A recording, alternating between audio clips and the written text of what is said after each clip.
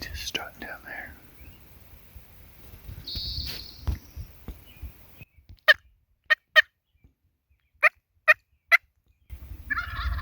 My name is Timothy Broche. I believe it's a suffering for what you take that is the true measure of a trophy. My style of hunting and fishing takes me beyond pulling the trigger, pushing my mental and physical capacity to enhance the experience of the harvest.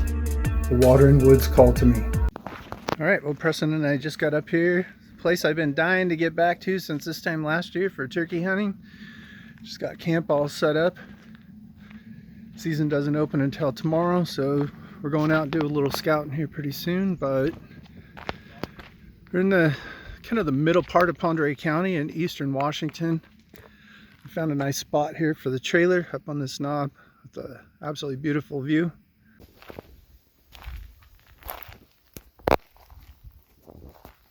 Yeah, there she is, right in between those two trees. Just to the left of that little black pine with the curved stump, standing perfectly still. Go again one more time.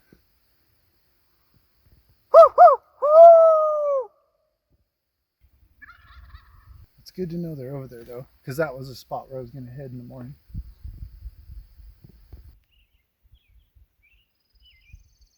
I gotta figure out what I'm gonna do here.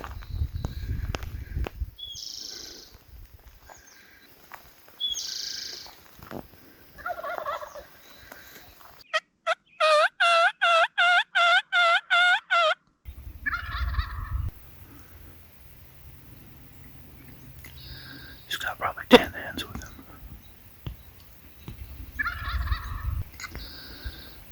Now they're going the other way. But there's Thomas gobbling straight down the hill, probably the one that pitched down in front of me this morning. And then there's one or two more that are just going nuts on that far hillside over there, which is where I hunted him last year. Yeah, he's still going off over there, and it's about an hour after light. They started gobbling before sunup. Just when I could barely see to start hiking, they were already gobbling. So, see if we can't make something happen. There's turkeys all over that hillside.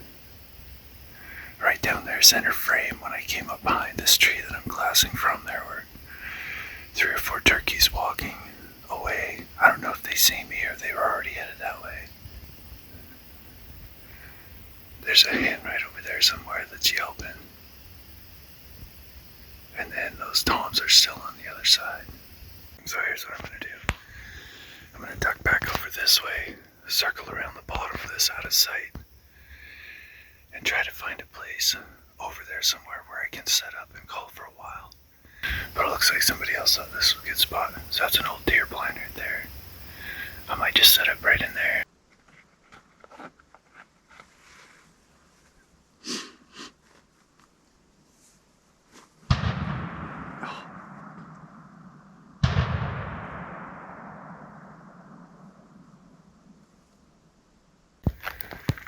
Oh, that sucked. I'm heading back over towards my side, I guess. There's no point in staying over there. There's obviously somebody hunting that. And I'm not going to stay there because I'd be pissed off if I was up there and had my spot and somebody else was mucking around in there just because I heard turkeys gobble. There's turkeys everywhere up here. I just heard a gobble around this corner. The only chance I have is if he comes up the road. Maybe I'll just duck off right here and call a couple times and see what happens.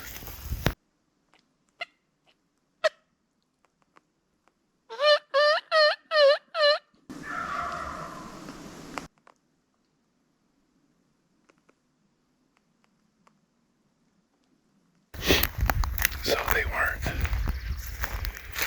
were roosting down there this morning. Took a gamble, swing and a miss.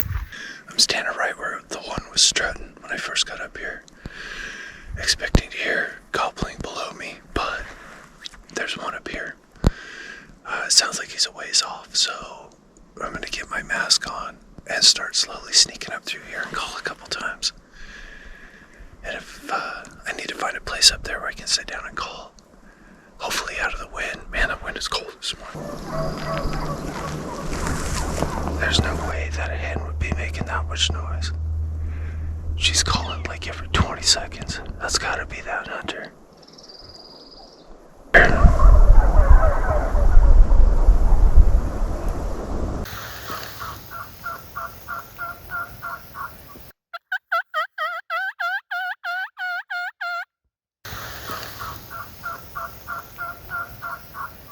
There was a hunter laying behind that tree.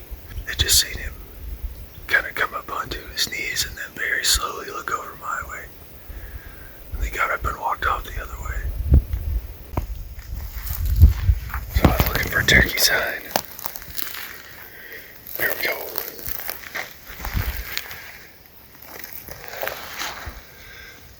So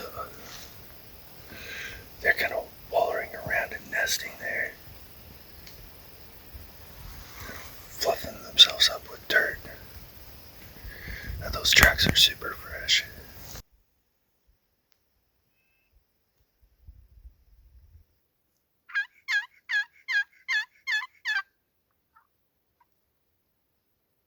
Didn't find any turkeys, but I found a herd of elk.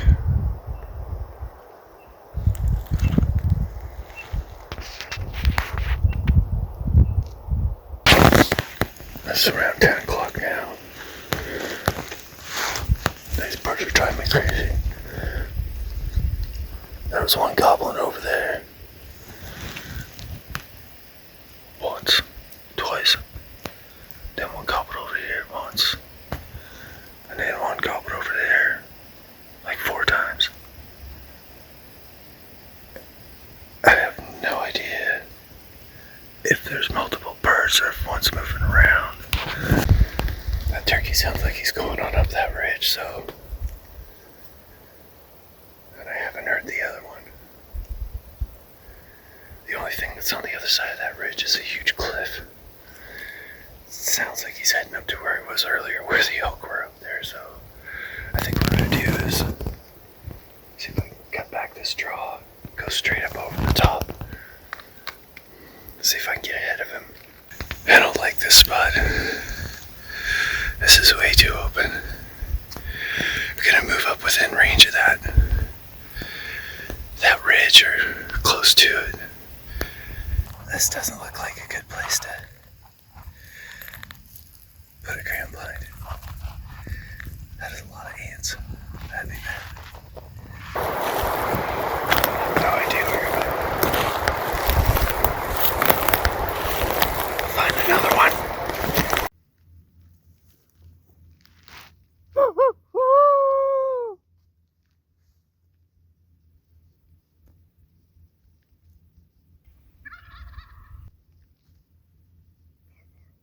Turkey's strutting on the corner of the road down there. I'm just gonna back up and see if we can get him to come down the road. What I'm gonna do instead of trying to move forward is I'm gonna pull back. I'm gonna head back over here and sit down and call.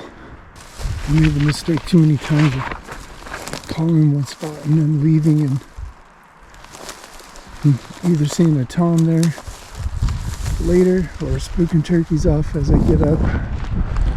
So I'm just gonna go over here and sit down and call for a while. See what happens.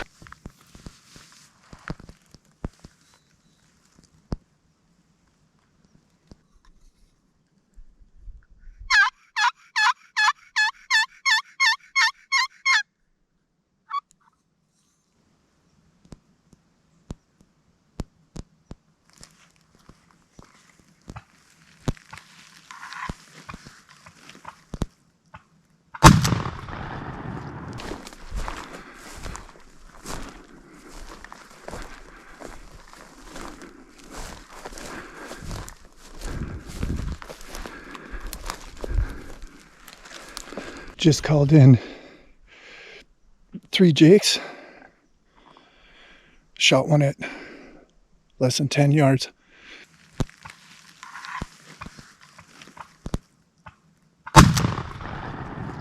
And the other two were out in front of me. When I stood up, I could see them, but got one. So I just set up against this tree just to get a look at the view. So you can see out here a little ways, so it's just like a hump right here. But he came in right over here, like just on the other side of these trees. And he seen me and turned around and went back that way. And I yelped a little bit, and one out there gobbled just out of sight.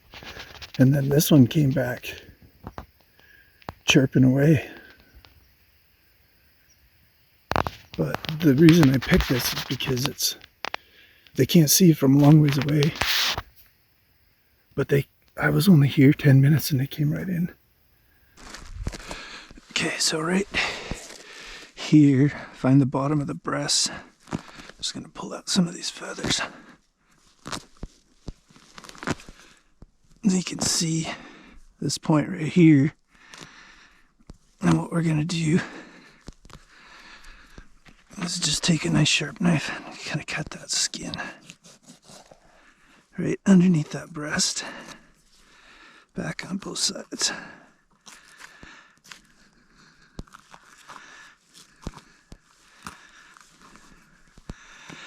And then we're gonna split this down this way, down to his butthole, which is right there. And cut out around that. Okay, now we're gonna reach up in here. And I want to keep that liver.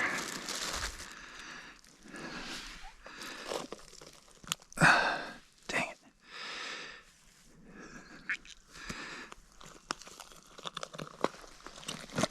And the heart.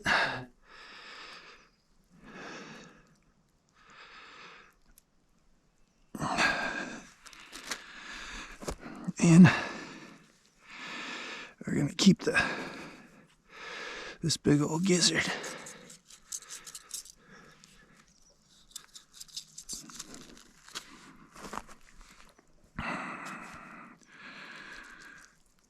We're just gonna clean that out a little bit. And then we'll reach up there and cut the windpipe off. Then we're just gonna drag all this out of here. Finish cutting the butthole loose here. And that'll cool off much better.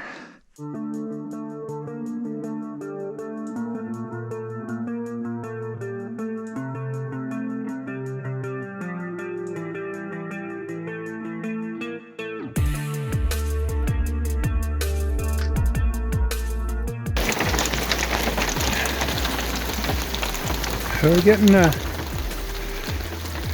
little weather all of a sudden.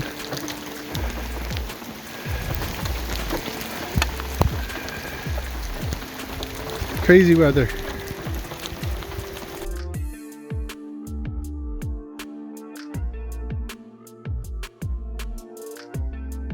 Thanks for hanging out with me on my turkey trip for 2024. Don't forget to subscribe. I've got 2 or 3 more videos coming out with some footage and things that we did on this trip that I didn't have time to put into this video without it being a half an hour long. I'm going to do a video we pattern press and shotgun. So we're going to be comparing Winchester and Federal ammunition for turkey loads, so don't forget to check that out. Another one on what I did with the liver, heart, and the gizzard from the turkey that I got, and also how to butcher a wild turkey. Also here in about a week from the time of posting this video, Preston and I are heading up north to the middle of BC for our spring bear hunt. This year for the bear hunting videos, when we get our bear I'm going to be doing a series of videos on how to butcher a bear at home, all the way from care in the field dressing, quartering, we may be packing one out. If you want to check out my video on 10 turkey hunting tips for beginners, click on the screen.